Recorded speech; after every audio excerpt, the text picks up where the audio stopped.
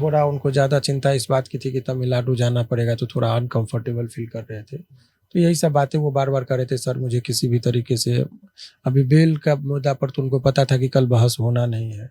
तो मैंने कहा भी था कि बेल के लिए कुछ आज होना नहीं है। तो उन्होंने कहा कि सर किसी भी तरीके से तमिलनाडु नहीं जाना पड़े, उसके लिए आप लोग बात को रखिए। तो उसी पर स्ट्रेटजी करके वो कि तमिलनाडु कैसे नहीं जाना पड़े, तो वो सब सारी बातों पर हम लोग ये तय हो गया है कि अब मनीष कश्यप तमिलनाडु जाएंगे ही नहीं।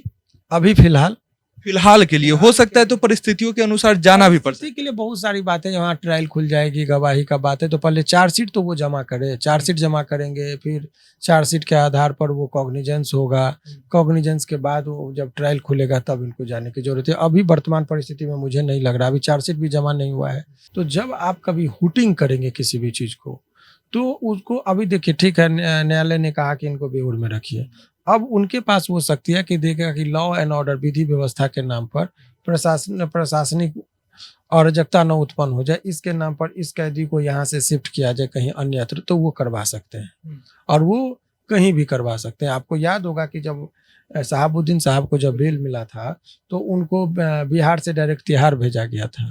तो बिहार से तिहाड़ भेजने की भी जो विधि व्यवस्था के नाम पर है, तो वो करने की चांस है। तो इसीलिए वो मौका नहीं देना चाहिए इनको, समर्थकों को। NASA में जो होता है उसमें किसी भी व्यक्ति पर वो संदेह के आधार पर किसी व्यक्ति को अधिकतम 1 वर्षों के लिए NSA का लगा के आप किसी को डिटेंशन कर सकते हैं।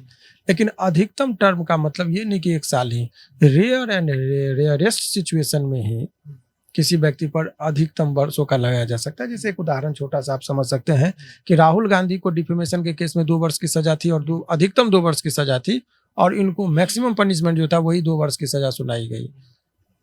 तो माननीय सुप्रीम कोर्ट ने यही बात कहा कि आपने अधिकतम सजा क्यों सुना दिया, इतने बड़े जघन्य अपराध तो किए नहीं थे वो। और शक ये बना हुआ था कि क्या जिस तरह से बेतिया में प्रस्तुत कराकर फिर पटना ले आई, और पटना के बाद इनको कहीं तमिलनाडु तो लेके नहीं चला जाएगा, इसी सब बात को लेके लोगों के बीच में संदेह था।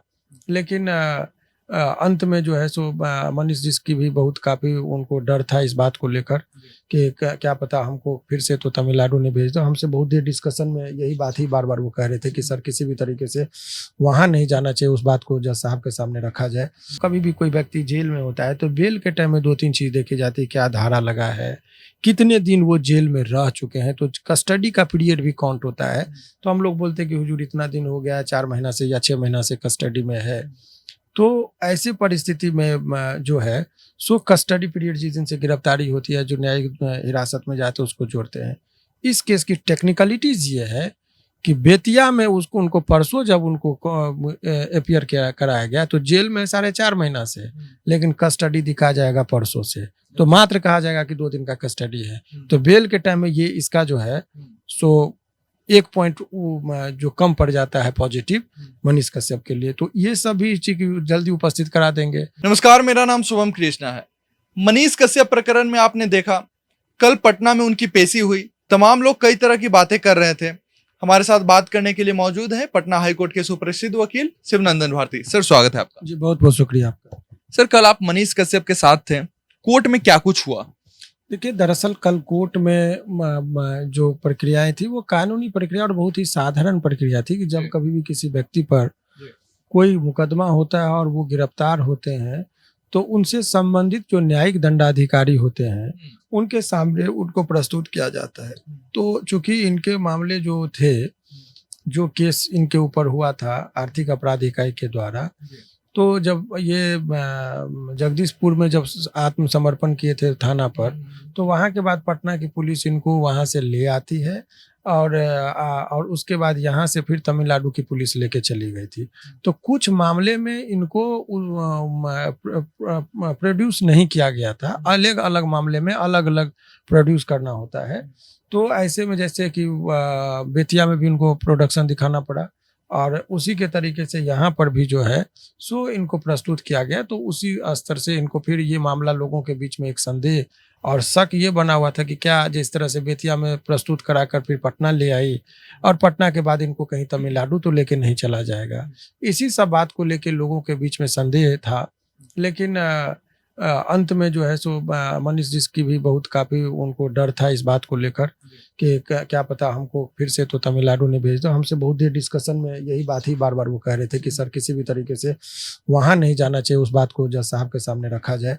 तो हम लोगों ने बहुत स्ट्रेटजिकली उस चीज़ों को समझा और अंत में जब जज साहब को ये बात अवगत करा गया कि इसमें तमिलनाडु में जो 6 मामले इनके ऊपर दर्ज हैं सभी में डिफ़ॉल्ट बेल मिला है। सभी में डिफॉल्ट बेल मिल गया। तो डिफ़ॉल्ट बेल का मतलब ये समझिए कि जब कभी भी किसी व्यक्ति पर कोई आरोप लगता है और वो गिरफ्तार होते हैं तो 60 दिन के अंदर में उनको उसके संबंध में जो भी साक्ष्य हैं और साक्ष्य के आधार पर एक रिपोर्ट, फाइनल रिपोर्ट, चार्जशीट जिसको कहते हैं कि इनके विरुद्ध में मामले सत्य प्रतीत होते हैं, वो जमा करना था। यदि आप 60 दिन में नहीं दिए तो ये इसका मतलब है कि आपको उसको छोड़ना पड़ेगा। कब से 60 दिन? गिरफ्तारी कैसे? गिरफ्तारी के 60 दिन। 60 दिन तो कब के पूरे हो गए थे? 60 दिन जैसे ही, इसीलिए उनको बहुत पहले ही सभी मामले में उसके बाद भी उनको बेतिया क्यों नहीं लाया जा रहा था? तो उसमें एनएसए के वजह से उनको और यहाँ से बार बार रिमाइंडर भी भेजा जा रहा था। तो ये कहीं ना कहीं लापरवाही होती है तमिलनाडु पुलिस के द्वारा कि अभी इतना वक्त लगाया गया, लेकिन जो भी है उसमें फिर न्यायालय के आदेश के अनुपालन में इन लोगों को वहाँ लाना पड़ा और बेतिया के बाद फिर इनको यहाँ पर समर्पित किया गया। तो ये चीज़, और एक जो स्ट्रेटजिकली एक बहुत ही रोचक बात इसमें यह है जो आपको जानकारी के लिए बता दें कि जब कभी भी कोई व्यक्ति जेल में होता है तो बेल के टाइम में 2-3 चीज़ देखी जाती है। क्या धारा लगा है, कितने दिन वो जेल में रह चुके हैं, तो कस्टडी का पीरियड भी काउंट होता है। तो हम लोग बोलते हैं कि हुजूर इतना दिन हो गया, 4 महीना से या 6 महीना से कस्टडी में है। तो ऐसे परिस्थिति में जो है सो कस्टडी पीरियड जिस दिन से गिरफ्तारी होती है, जो न्यायिक हिरासत में जाते हैं उसको जोड़ते हैं। इस केस की टेक्निकलिटीज ये है कि बेतिया में उनको परसों जब उनको अपियर कराया गया तो जेल में 4.5 महीना से, लेकिन कस्टडी दिखा जाएगा परसों से, तो मात्र कहा जाएगा कि 2 दिन का कस्टडी है। तो बेल के टाइम में ये इसका जो है सो 1 पॉइंट जो कम पड़ जाता है पॉजिटिव मनीष कश्यप के लिए। तो ये सभी चीज जल्दी उपस्थित करा देंगे। तो कस्टडी पीरियड माने नहीं कहते हैं कि बोलचाल में कहते हैं कि मारेंगे 10 थप्पड़ और गिनेंगे 1, तो वही बात है, रखे कस्टडी में इतना दिन और काउंट होगा 2 दिन। तो वो सब भी टेक्निकलिटीज जो है सो इस केस में फंसा हुआ था। तो ये तमाम तरह का चीज मनीष कश्यप के लिए थोड़ा सा रहा संघर्षपूर्ण। बहुत सारे लोग कह रहे थे कि बैंक कर्मचारी से मारपीट का मामला है, इसीलिए कल उन्हें पटना में पेश किया गया था। नहीं, ये भ्रामक बातें हैं। इस तरह का कोई नहीं। इनके ऊपर जो आर्थिक अपराध इकाई के मामले थे उसी में इनको जो है सो समर्पित किया गया है। मनीष कश्यप अब पटना के जेल में रहेंगे? हाँ, अभी बेऊर जेल में फिलहाल उनको रखा गया है, अब वहीं रहेंगे। अभी यदि तमिलनाडु पुलिस को कोई पूछताछ भी करनी होगी तो वो वीडियो कॉन्फ्रेंसिंग से पूछताछ कर सकते हैं। मतलब ये तय हो गया है कि अब मनीष कश्यप तमिलनाडु जाएंगे ही नहीं? अभी फिलहाल के लिए हो सकता है तो परिस्थितियों के अनुसार जाना भी पड़ सकता है। के लिए बहुत सारी बातें, जहाँ ट्रायल खुल जाएगी, गवाही का बात है, तो पहले चार्जशीट तो वो जमा करे, चार्जशीट जमा करेंगे, फिर चार्जशीट के आधार पर वो कॉग्निजेंस होगा, कॉग्निजेंस के बाद वो जब ट्रायल खुलेगा तब इनको जाने की जरूरत है। अभी वर्तमान परिस्थिति में मुझे नहीं लग रहा, अभी चार्जशीट भी जमा नहीं हुआ है, तो ऐसे परिस्थिति में 2-3 साल के लिए तो स्कोप ही नहीं है। हाँ, एक बार इनको जाना पड़ सकता है, जब ये एक टेक्निकलिटीज है उसको थोड़ा देखना होगा कि जब एनएसए का 3 महीने पर रिव्यू होता है तो with the permission of court की उस पे बोर्ड के सामने यदि इनको प्रस्तुत करने की जरूरत पड़ेगी तब हो सकता है कि इनको वहां पर लेके यहाँ से बिहार पुलिस जाएगी और फिर अपने साथ लेके आएगी, ऐसा हो सकता है। तमिलनाडु पुलिस जो उनके साथ आई थी, लगभग 2-3 दिनों से उनके साथ ही घूम रही है, वो कब तक बिहार में रहेगी? नहीं, तो अब तो उनका कल फंक्शन कंप्लीट हो गया, वो चले गए। हाँ, अच्छा। चले गए होंगे, क्योंकि उनका काम यही था कि आप बेऊर तक पहुंचाइए फिर आप घर चले जाइए। अब मनीष कश्यप पे एनएसए लगा हुआ है, वो कब तक हटेगा, क्या लगता है? देखिए, बहुत ही जेन्युइन बात आपने पूछा है। एनएसए में जो होता है उसमें किसी भी व्यक्ति पर वो संदेह के आधार पर किसी व्यक्ति को अधिकतम 1 वर्षों के लिए एनएसए का लगा के आप किसी को डिटेंशन कर सकते हैं। लेकिन अधिकतम टर्म का मतलब ये नहीं कि 1 साल ही, रेयर एंड रेयरेस्ट सिचुएशन में ही किसी व्यक्ति पर अधिकतम वर्षों का लगाया जा सकता है। जैसे एक उदाहरण छोटा सा आप समझ सकते हैं कि राहुल गांधी को डिफेमेशन के केस में 2 वर्ष की सजा थी और अधिकतम 2 वर्ष की सजा थी, और इनको मैक्सिमम पनिशमेंट जो था वही 2 वर्ष की सजा सुनाई गई। तो माननीय सुप्रीम कोर्ट ने यही बात कहा कि आपने अधिकतम सजा क्यों सुना दिया, इतने बड़े जघन्य अपराध तो किए नहीं थे वो, आपको 2 महीना, 4 महीना, 6 महीना का अधिकतम मैंने 2 वर्ष बोल दिया है, इसका मतलब आप 2 महीना में भी उसको छोड़ सकते थे, तो उसकी सदस्यता नहीं जाती। तो अधिकतम रेयर एंड रेयरेस्ट सिचुएशन में देना है। ठीक उसी तरीके से जब 6 महीने की बात पर आपको 3-3 महीना पर रिव्यू करने के लिए इसलिए कहा कि देख लीजिए कि यदि जेन्युइन आपको लगे कि इससे देश की और राज्य की सुरक्षा का खतरा है, तब इसको कंटिन्यू कीजिए। केवल राजनीतिक प्रतिशोध और अन्य कारणों से किसी व्यक्ति को डिटेंशन आप नहीं कर सकते हैं। आपको क्या लगता है मनीष कश्यप से सच में देश को, राज्य को खतरा है या फिर राजनीतिक कारणों से उनको रखा गया? ये मेरा इस पर कोई भी बयान नहीं होगा। हम एक एडवोकेट हैं और मैं कोई भी ऐसा बात नहीं बोलूंगा जिससे राजनीतिक तौर पर कोई ये हो। मेरा ये है कि ऐसा कर सकते हैं, कानून में प्रावधान है और कानून में क्या वो फॉल्ट करेंगे उसका लाभ मैं मनीष को कैसे कोर्ट के अंदर दिला सकता हूँ। मेरा जुरिडिक्शन बस इतना ही दूर तक है। राजनीतिक मायने के लिए हर एक जगह के अब पार्टी ने अपने प्रवक्ता को तैयार करके रखा है, तो वो पॉलिटिकल चीज हो जाएगा, इसलिए उस पर मेरा बयान नहीं लीजिए। मनीष कश्यप पे टोटल कितने केसेस चल रहे हैं फिलहाल? देखिए टोटल कितने चल रहे हैं उस चीज का मैं आपको बता दूं कि 6 केसेस जो थे इनके ऊपर तमिलनाडु में है। आर्थिक अपराध इकाई के एक के बाद एक यहाँ पर 4 केसेस हुए हैं और इधर तो मोटा मोटी जो मुझे जानकारी है 1 दर्जन के मामले लगभग इनके ऊपर हैं टोटल मिलाकर। जेल कोर्ट में कल आप उनके साथ थे, मनीष कश्यप से क्या कुछ बातें हुई आपकी? देखिए पर्सनल भावनात्मक जब जेल में रहते हैं तो जेल की परेशानी, उस बात को लेकर थोड़ा उनको ज़्यादा चिंता इस बात की थी कि तमिलनाडु जाना पड़ेगा, तो थोड़ा अनकंफर्टेबल फील कर रहे थे। तो यही सब बातें वो बार बार कर रहे थे, सर मुझे किसी भी तरीके से अभी बेल का मुद्दा पर तो उनको पता था कि कल बहस होना नहीं है, तो मैंने कहा भी था कि बेल के लिए कुछ आज होना नहीं है। तो उन्होंने कहा कि सर किसी भी तरीके से तमिलनाडु नहीं जाना पड़े उसके लिए आप लोग बात को रखिए। तो उसी पर स्ट्रेटजी करके वो कि तमिलनाडु कैसे नहीं जाना पड़े, तो वो सब सारी बातों पर हम लोगों ने पटना के जेल में, बेउर जेल में इनको स्पेशल सुविधा, वीआईपी ट्रीटमेंट, वीआईपी ट्रीट किया जा सकता है क्या? नहीं।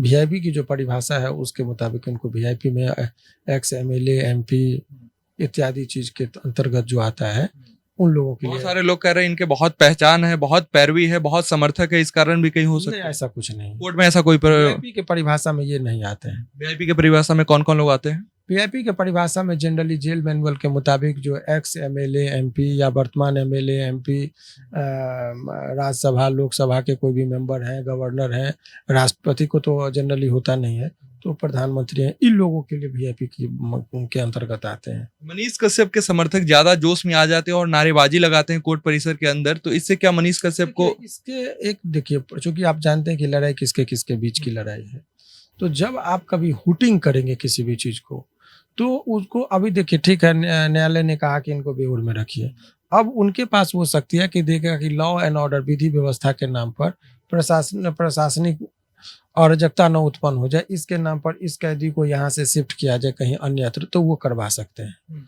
और वो कहीं भी करवा सकते हैं। आपको याद होगा कि जब शहाबुद्दीन साहब को जब बेल मिला था तो उनको बिहार से डायरेक्ट तिहाड़ भेजा गया था, तो बिहार से तिहाड़ भेजने की भी जो विधि व्यवस्था के नाम पर है तो वो करने की चांस है। तो इसीलिए वो मौका नहीं देना चाहिए इनको, समर्थकों को ऐसा कोई भी कर्तव्य नहीं करना चाहिए। और न्यायालय परिसर में जिंदाबाद उनके समर्थक थे, कर दिए, लेकिन बाद में जब मनीष ने आह्वान किया, लोगों को समझाया कि हम कानून के मानने वाले लोग हैं और भावुक भी थे वो, तो उनके बात पर लोगों ने 1-2 आदमी जब जिंदाबाद किए थे तो रुक गए, चुप गए। तो बहुत शांतिपूर्ण तरीके से फिर उनको कंटिन्यू चलता तो रिकॉल भी हो सकता था। संभावना रहती है ये सब चीज की कि आप एक अलग तरीके से जो कर रहे हैं तो लोगों पर, लेकिन न्यायालय भी समझती है कि एक आध आदमी है तो उनको अवॉइड करके सुमोटो एक्शन नहीं लिया गया। हमारा अंतिम सवाल, लोग भी जानना चाहते हैं फाइनली मनीष कश्यप कब तक बाहर निकल पाएंगे सर? देखिए इसका कोई एग्जैक्ट आकलन तो नहीं, लेकिन जो उसमें अदर अभियुक्त को बेल मिला है, ऐसी परिस्थिति में इस जो आर्थिक अपराध इकाई का जो मुख्य केस है, इसमें आप उम्मीद कर सकते हैं कि 2 महीना के अंदर में ये सभी केस में बेल मिल जाएगा। 2 महीने के अंदर मनीष कश्यप बाहर आ सकते हैं? बाहर की बात नहीं कर रहा हूं मैं, बेल की बात कर रहा हूँ। एनएसए का फिर अलग कंसेप्ट है, तो उस पर अलग बातें होंगी। तो एनएसए का क्या कॉन्सेप्ट है? जब साक्ष्य नहीं मिला तो पॉसिबिलिटी क्या है? जब तक वो है राइट और रॉन्ग, इसको डिसाइड करती है कोर्ट। तो मैंने कानूनी रूप से कहा कि ये रॉन्ग हो सकता है, बट हु विल डिसाइड? 2 और 2 4 होता है, लेकिन प्रशासन यदि कह दे 2 और 2 5, तो इसको डिसाइड कौन करेगा? कोर्ट। तो कोर्ट का भी बहुत सारा स्टेजेस है, lower court, session court, high court, supreme court. तो राहुल गांधी को आपने नहीं देखा कि किस लेवल पे जाके न्याय की उम्मीद लगी, लोअर कोर्ट तक वो हारते गए, लेकिन सुप्रीम कोर्ट से उनको स्टे मिला। तो किस स्टेज में इनको ये चीज को डिसाइड करवा पाते हैं कि राइट और रॉन्ग, तो उस पर निर्भर करता है। सभी मामले में अगर बेल मिल जाते हैं तो पॉसिबिलिटीज हैं कि एनएसए हट सकते हैं 6 महीने में? बिल्कुल। चलिए, इन तमाम मुद्दों पे आप क्या कुछ सोचते हैं, कमेंट में अपनी प्रतिक्रिया जरूर रखें। बहुत धन्यवाद।